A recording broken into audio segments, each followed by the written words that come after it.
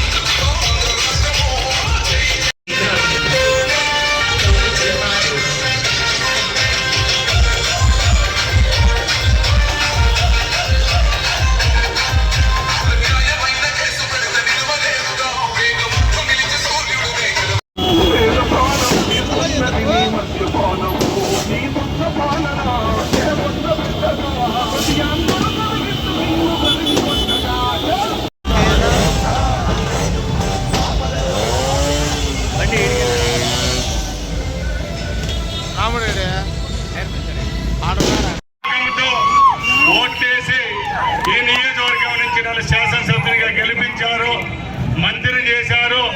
మీ అందరి రుణం తీర్చుకునే పనిలో నేను ఉంటానని సభాముఖంగా తెలియజేస్తున్నాను.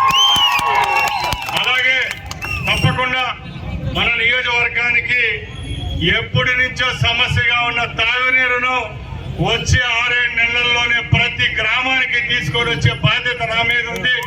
దాని కింద ఇంటింటికి కుళాయి ఏదైతే హామీ ఇచ్చామో ఆ ఇంటింటికి కుళాయి వచ్చే రోజులు దగ్గరలో ఉన్నాయని చెప్పి మీ అందరితో తెలియజేసుకుంటున్నా. అలాగే మన నియోజకవర్గంలో చాలా మంది రైతు కుటుంబాలకు చెందిన వాళ్ళం ఉన్నాం. ఎప్పటి నుంచో మన బోర్లు ఎండిపోవడం,